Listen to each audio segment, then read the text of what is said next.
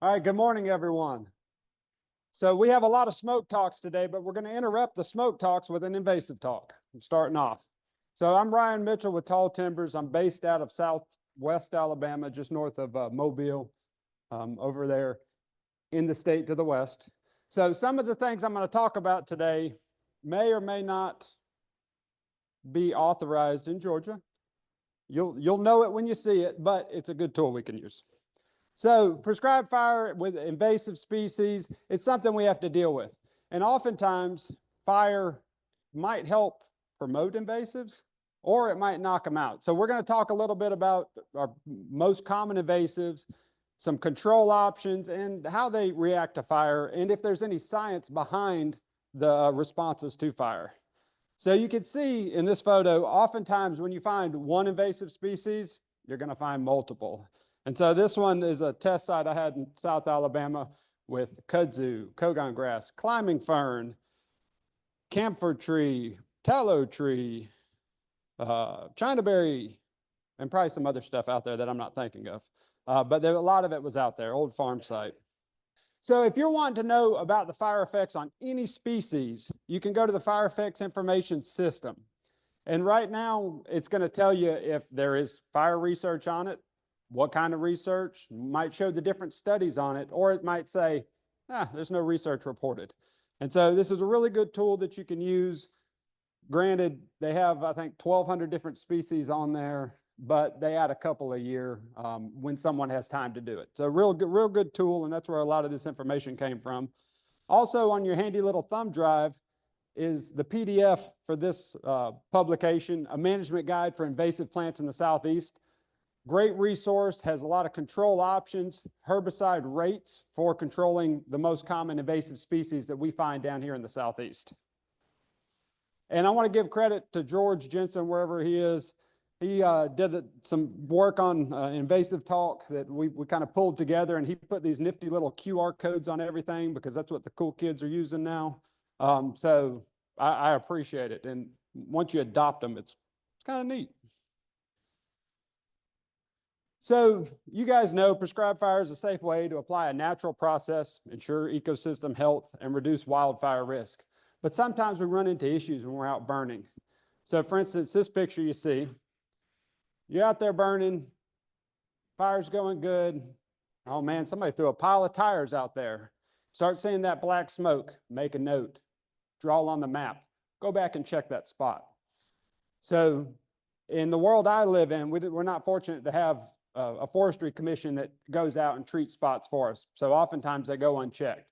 And this is what we're able to do. Drones have become a great resource for us.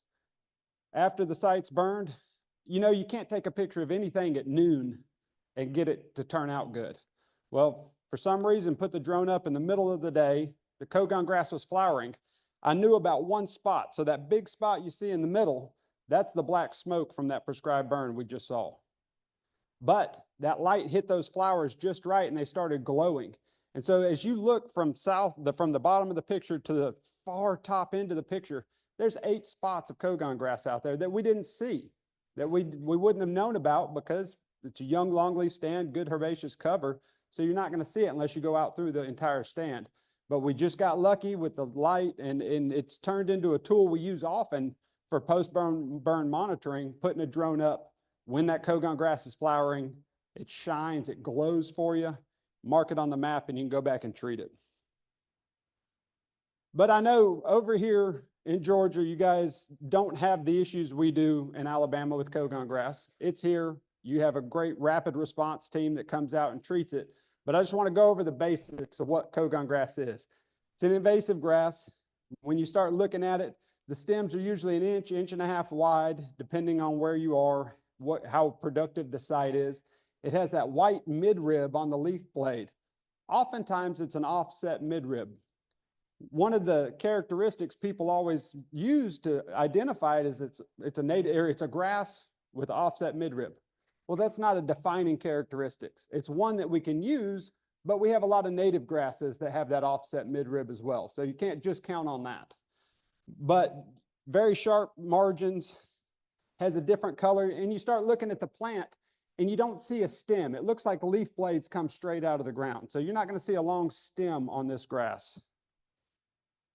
It flowers in the springtime, which is different than our native grasses, which typically flower summer or fall. This seed head pops up and it looks a little purplish. And over a 2-week period, those seeds develop and fluff out and turn bright white. So this is something you see in the springtime.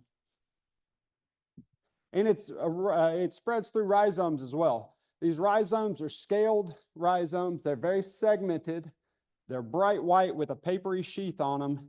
And at the end of the rhizome, they're very sharp. I mean, if you pop your finger on it, it will draw blood. So keep all that in mind. And all it takes is one little rhizome to create a new patch.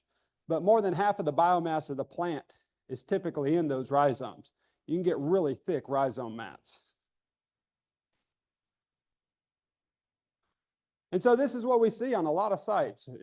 Came into the Port of Mobile in 1912. Oh yeah, it's something. And so you start looking at sites, especially for restoration. If you're technical assistants, biologists, foresters, you go out, get a call. I want to go plant longleaf.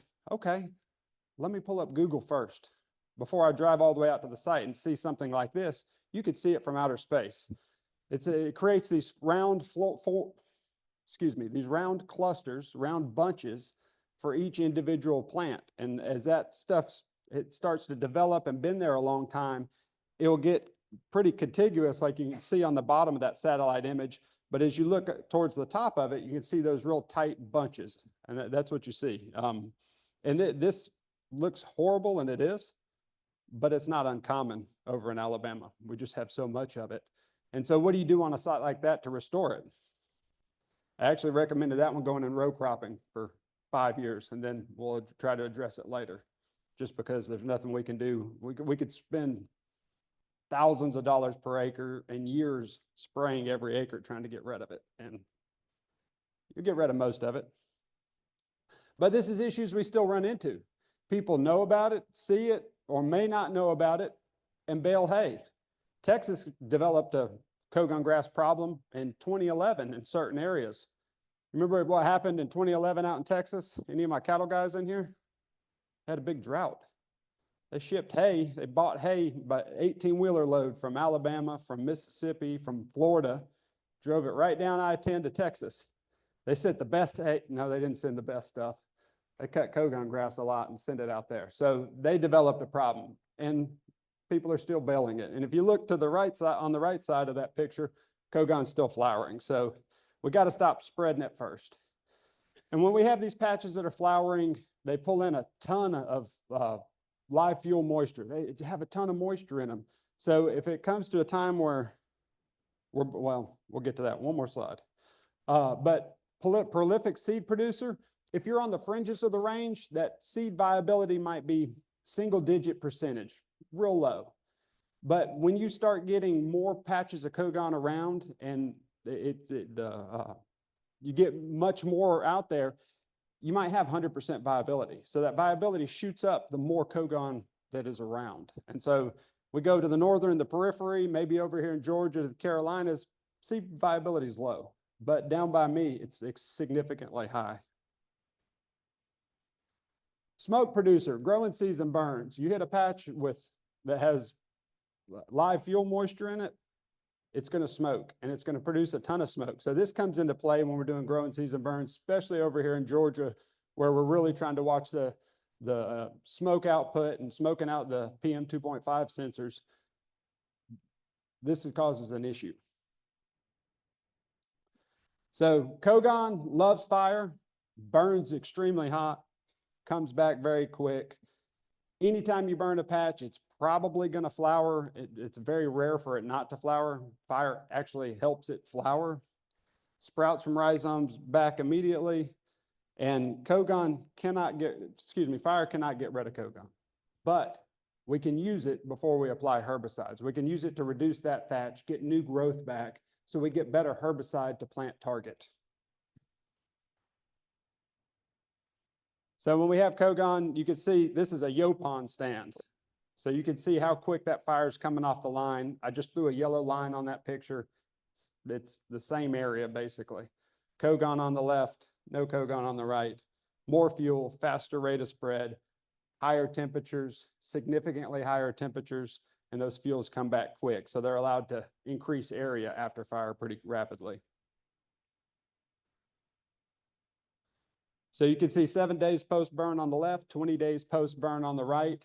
And one study found after 3 months, it was back to 100% of biomass. So everything that was removed 3 months post-burn, it's all there, where our native vegetation might be back at 25, 35% at that point. So that's how quick it comes back. So how do we keep from spreading it? Anytime you put equipment on a site, make sure it's clean before it gets there. After it leaves your property, make sure they clean it again. All it takes is one of those little rhizomes, and you can see a fire line, control line being bladed through a Kogon patch. You just carried it as far as you plow that day. Because all it takes is one of those rhizomes. You can see them on the fire plow. Look at the tracks on that dozer. All those little segments that are in that mud. All right, hey, looks pretty good. Let's load it up, move it to another site, and you just increase the problem. So Kogon cannot be controlled with fire, but fire can be used to reduce thatch before spraying. Don't do this in Georgia, correct? The picture on the right, nighttime. So what we do to get rid of that thatch, since it burns so hot, and I don't want to put a fire line around it, you burn when your native fuels are not available to burn, when that the moisture of extinction is so high. So oftentimes I'll get the kids in bed, go out 10 o'clock at night, when the humidity's way up, the moisture of extinction's way up, put fire into them. It's going to burn through the Kogon and it's going to stop on the edge. Native stuff just won't burn. You can put all the torch fuel on it in the world, it's not going to go. Also, another time to do it, especially if you have a real rank, thick patch, you know, those fall days when it just starts misting, it's just kind of drizzling rain all day. Take your lighter, walk out to that Kogon patch, stick your hand underneath, down deep inside of it. Moisture's not going to get down there. Light it from there. It's going to dry itself out as it goes. And so that allows you to burn off that thatch without having to worry about it being extremely volatile that day. All right, herbicide options. We're still running what we've been running for about the last 10 years, 15 years. Your options for treatment are glyphosate, imazapyr. Some people mix both of them, but the science that Auburn's conducted doesn't show any quicker control. If you're going to apply imazapyr, fall application the first time and then follow up spring and fall with glyphosate treatments, and it's going to take you 3 years. The worst thing you can do is go spray a patch once a year with glyphosate, because you spray it once a year, you're going to miss some, and it's going to have plenty of room to grow. We're working on some different trials right now with different herbicides, a couple ag herbicides. Some of them are showing promise, others are not. So hopefully within the next year, we'll be able to release some information on that. When I was with Auburn, we were doing it, and I'm still helping them. So just keep that in mind. We don't have any golden ticket. There's no silver bullet to get rid of this stuff. It's just persistence and monitoring. But you people are very fortunate in Alabama, or in Georgia, not in Alabama, in Georgia.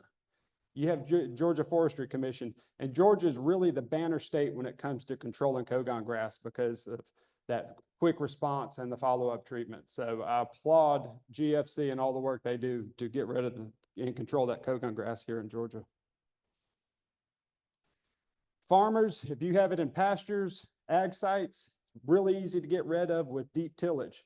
Till down, make sure you're breaking up that rhizome mat. Before you move the equipment across, out of the site, clean it off, give it a couple weeks, come back and do it again.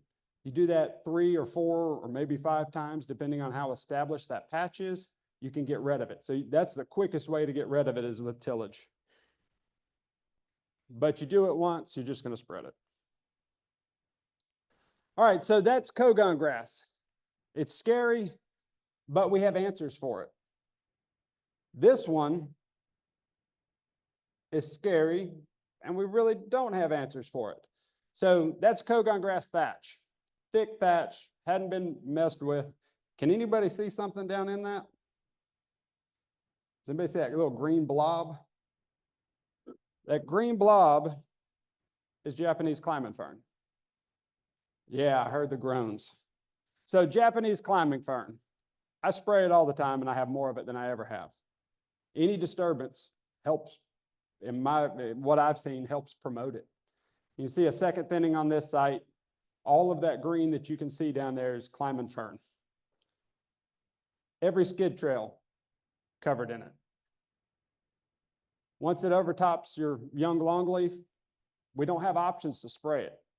The herbicides we use to spray climbing fern, we will take out the longleaf on this site. So Japanese climbing fern, it's a twirling fern, and anybody from Florida in here? Anybody South Florida, Central Florida? They have a very ugly cousin of Japanese climbing fern called Old World climbing fern, which is worse. And so I hope it stays down and doesn't start moving this way. But Japanese climbing fern can cause us significant issues. Usually where you find that, you'll find other invasive species, but it grows over everything anyway. So it doesn't bother it. You see in the middle, the vegetative frond. So that's and then on the right's the reproductive frond, the one that looks like it has tiny little fingers. 38,000 spores per square inch on this stuff. So it produces spores that are dispersed by wind. Good luck catching it all. Those are usually produced July to September. So it's something that we really keep an eye on. And this is why this picture can drive it home with all invasives. If you have something in small areas or it's on the edge of your roads, treat it while you can get a hold of it, because we're in a disturbance system. We have a significant disturbance. Your problem goes from the roadsides to everywhere. So this is down in the panhandle of Florida, December 31st, 2017. October 11th, 2018, Hurricane Michael came in, laid every bit of it down. Same road. Had it salvaged, had it cleaned up.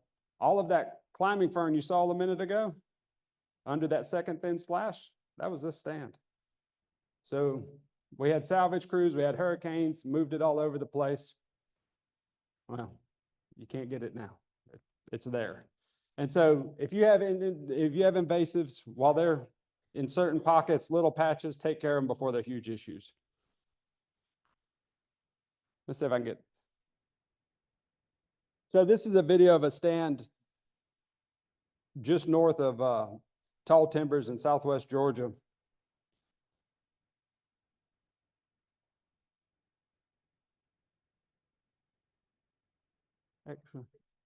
Oh, okay. Over here, it's jumpy, so I was wondering. I was like, so this stand in Southwest Georgia had a little patch of climbing fern on the logging deck. Had a thinning operation come in, and it ended up spreading out. And it's hard to see on this video because we're sitting back from it, but that climbing fern has spread throughout the stand with just normal prescribed fire and its normal reproductive capacity.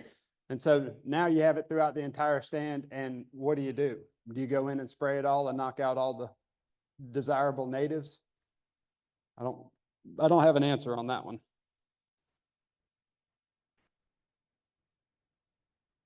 So climbing fern, jump on the FEIS system. There's no studies on there, just a couple observational observational data.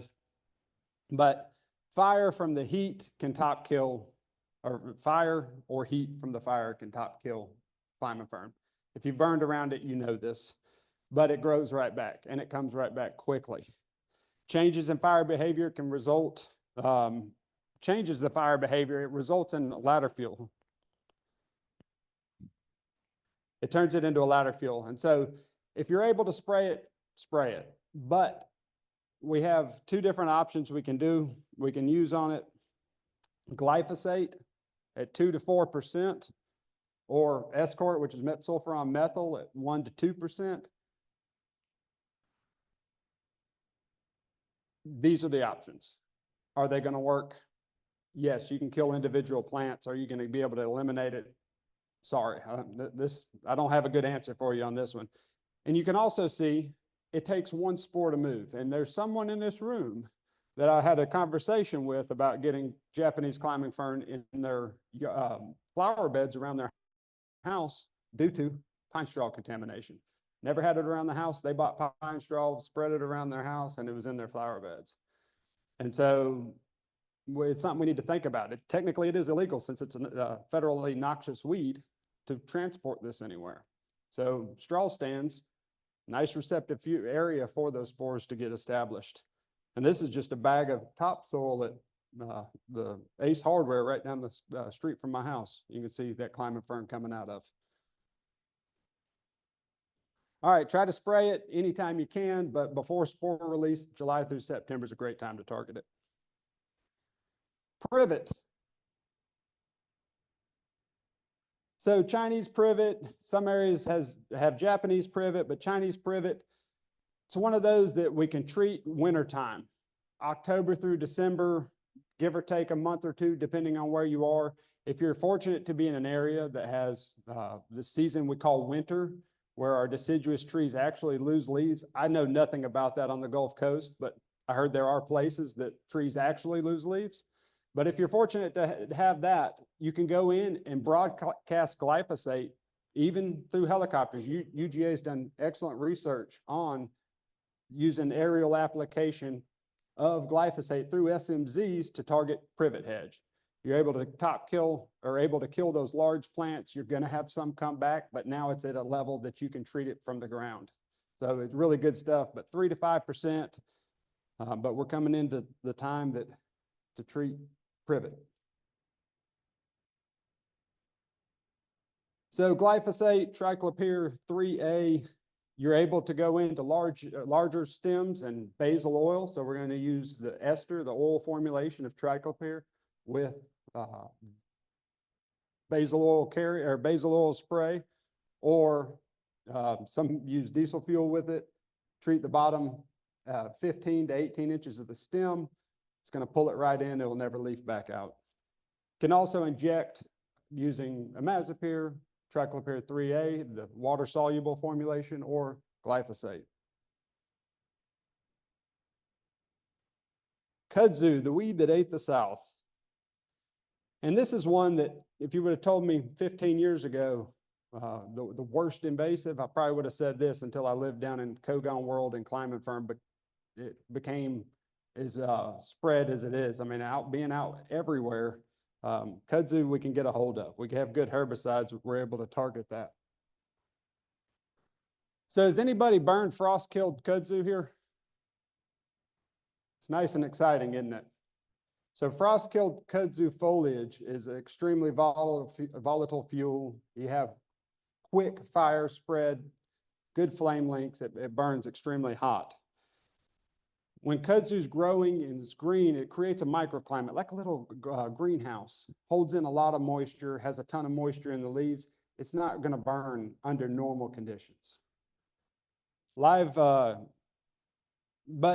fire also may promote seed germination. So we have that big hard seed coat. Those get burned, scarified, and they might start germinating even more so than they would. You can top kill it and then come back and treat where you need to with fire, if you can get it to burn. So those large root crowns can be dug by hand, or you can do cut stump treatment. It's a lot of work, but it can be done. Foliar applications of picloram, aminopyrrolid, which is milestone, chlorpyrrolid, transline, escort, garlon 4, all of those can work. There's no perfect one application, one shot spray for this. You're going to have to be retreated. Bamboos. Bamboos are a grass species. You start looking at the flammability and it varies. It's either not going to burn because it's in a moist site holding a lot of moisture, or it's going to go scorched earth because it's dry with a ton of dry foliage down there. So one of the fastest growing species on earth. Oftentimes you meet with landowners, all right, we burned it, we mowed it, we've sprayed it, we've tried everything, what do we do? Short of getting an excavator and a bulldozer out there to dig up those big corms, there's not much you can do with it. It's highly adaptable to any soil, most soils, loves sunlight. And you guys have seen this driving around, planted around a lot of home places. I was out with a landowner and he had I want to say it was 200 clumps of this planted. Showed it to me. He's like, man, I've been watering these all summer. They've survived. I said, why did you plant these? He said, my brother's about to retire and we want to make fly rods. He said, what can I do? I was like, go kill them all now, because you're tending to them and I mow around them. Yes, you are. But at some point, your kids are going to take over management and they're not going to do this. So it's one of those that's still being planted. They're still being sold as ornamentals. Something we don't want to do. So hand pulling, cutting, mowing, smothering, excavation. Really, excavation is the best and most sure way of getting rid of it. But if it comes to trying to kill it with herbicide and not creating more soil disturbance, it's cut stump with glyphosate. So cutting it off and filling those little open cavities up with glyphosate. Granular imazapyr works, and hexazinone actually works. So our Velpar products can work on killing this stuff. There's no one-shot application to any of this. You got to stay on top of it. Wisteria, not much fire information out there, but it's one we deal with, and especially a lot of it on the coastal plain. Fire can top kill it, but it's going to resprout. We'll see it climbing up a lot of trees. Sometimes it can become a ladder fuel. Other times it's not much of an issue. But since this is a legume, this is the one that we're able to use triclopyr. We're able to use our aminopyrrolid, our corpyrrolid, so a milestone, transline, escort, any of that stuff we can use to target wisteria. On those larger vines that are growing up, hit them with basil oil. Do it in the wintertime when it's comfortable to be out there walking around. Treat the lower end of that stem with basil oil, and it's going to top kill that from there up and hopefully take care of the rest of the root system at the same time. Multifloral rose, and this kind of goes with any of those invasive roses we find oftentimes in heavier soils or around old home sites. Typically top kill with fire, but they're very susceptible to resprouting. Single prescribed fire is unlikely to eradicate it at all, but you need to keep fire within the system, kind of beat it back, and then keep fire in it to get rid of it. You can also go treat it with escort or imazapyr or basil oil on those larger stems.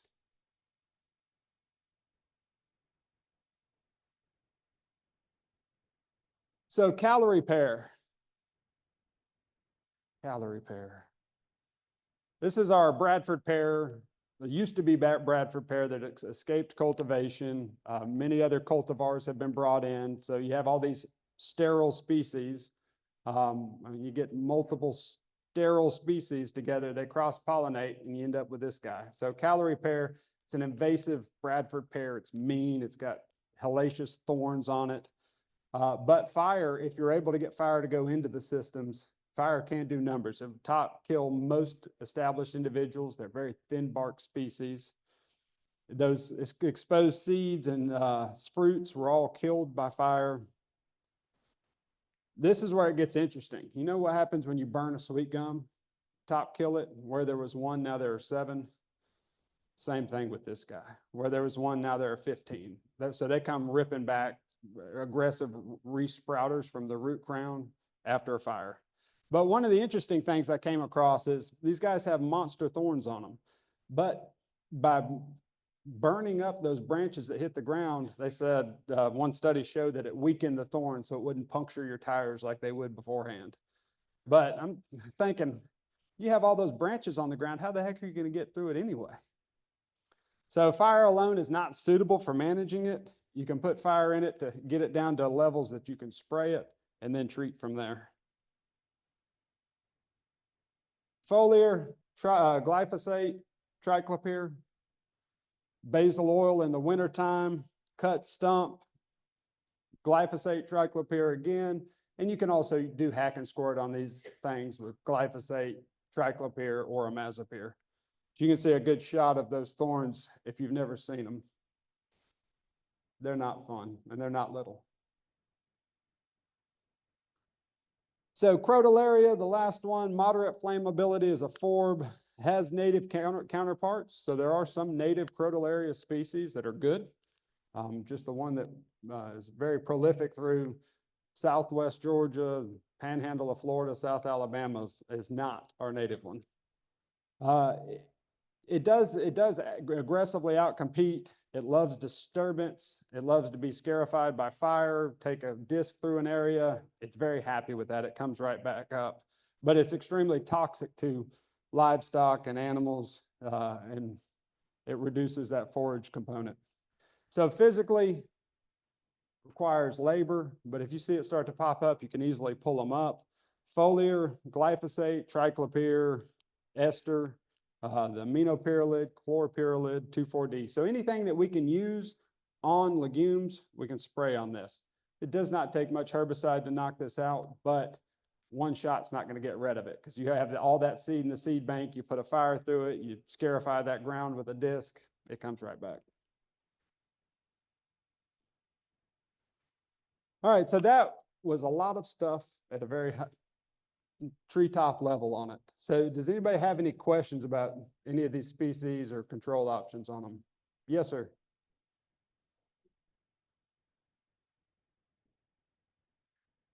So you remember I talked about different cultivars being still sold.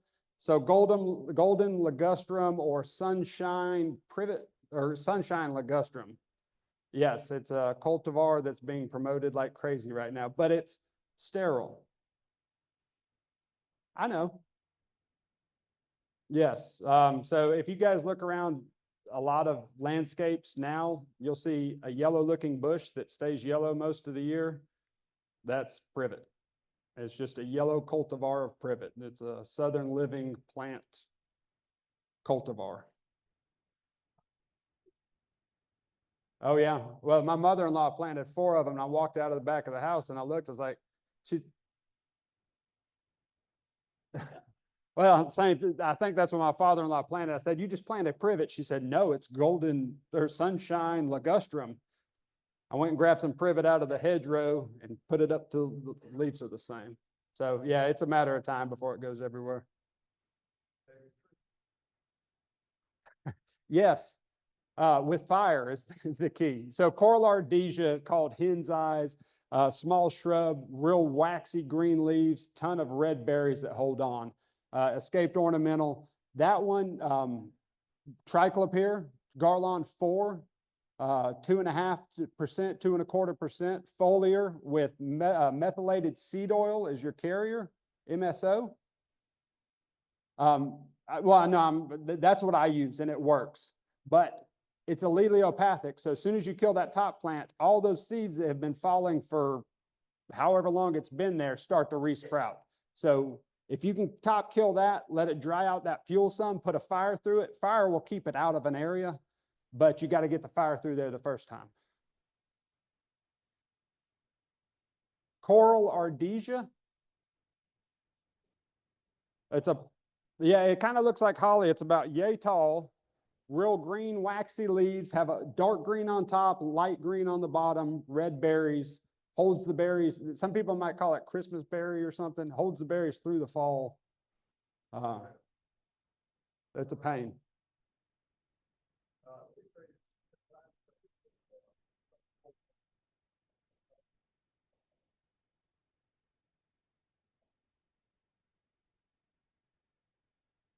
Yeah.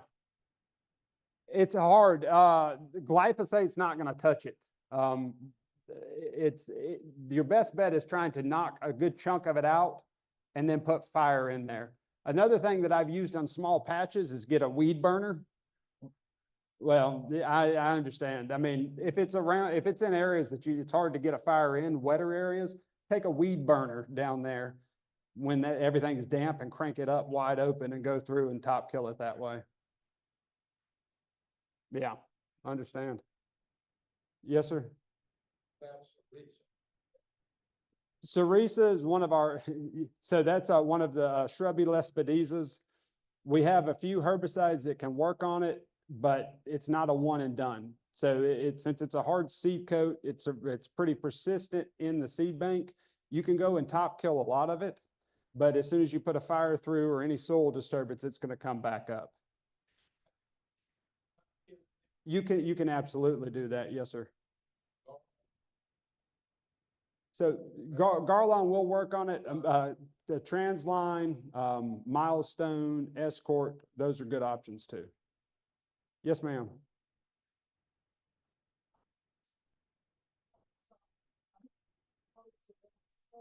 But it's starting to be a real problem. And people are just saying it's coming out of the leg phase, then needs fruit. Can you tell me about that? I agree. It's crepe myrtle. So we're starting to observationally see it move into woods from old home sites. That's one that the best luck I've had with that is cut stump on that, is cutting it down and immediately treating the stump. Using Garlon 3A, water, maybe a little imazapyr in it, depending on what's around. But yeah, there's not a good foliar option for crepe myrtle. It's very persistent. Yes, Mark. Silver bullets, no.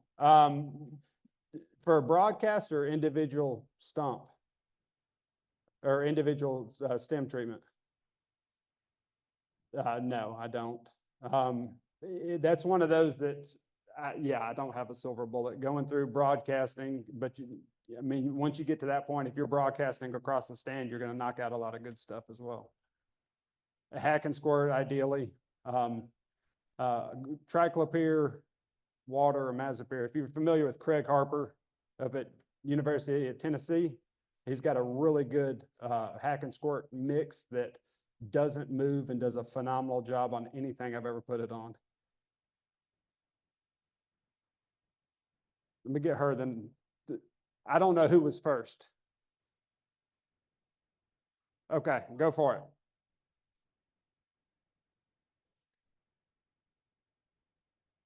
Yeah. It acts like photographs as far as fire goes, and I've seen it as far south as Bainbridge because it's being spread by roadside mowers. It is a bunch grass that is highly flammable, and once it's established in the seed bank, it is there. So you said Paspalum quadriferium. Yeah. Lucky you guys that way.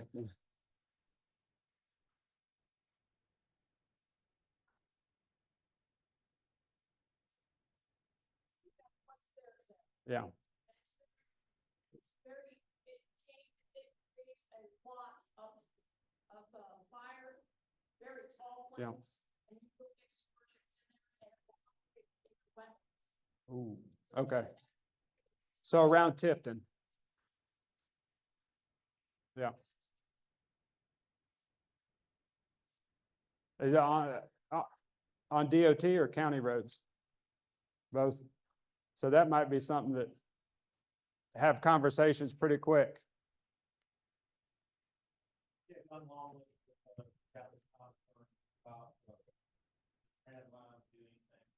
No, that's one of those that, and it's the same thing with like using triclopyr on it. Yeah, you go and spray it, it's going to brown up like that, but it's coming right back.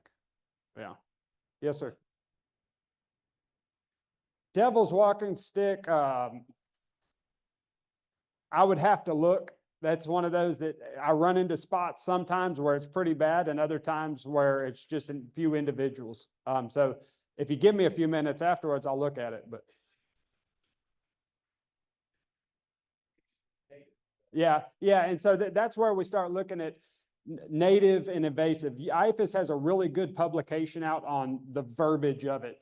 Native, we don't call it native plants invasives. We might call them nuisance or just a pain in the butt, but we try to save that invasive term for non-native plants. So thank you for throwing that out there. Yes. So cherry laurel's that one's very hard because it's got that extremely waxy cuticle. And so that's where using either triclopyr with maybe a little bit of imazapyr in it, it's hard to be selective over cherry laurel. But using either methylated seed oil as your adjuvant, or, and I'm not necessarily saying go out and buy these surfactants because they're certain companies produce them, but like a surfactant called Enhance, something with lecithin in it, that is developed to really penetrate those waxy cuticles. So a lot of it is what carrier you use and try to get into that plant. And what was the other one? China berry, same thing, individual stem treatment where you can. If you can get fire into it, push fire into it and try to keep it out that way. But broadcast, there's not an easy one shot on it. All right, any last questions? All right, thank you guys.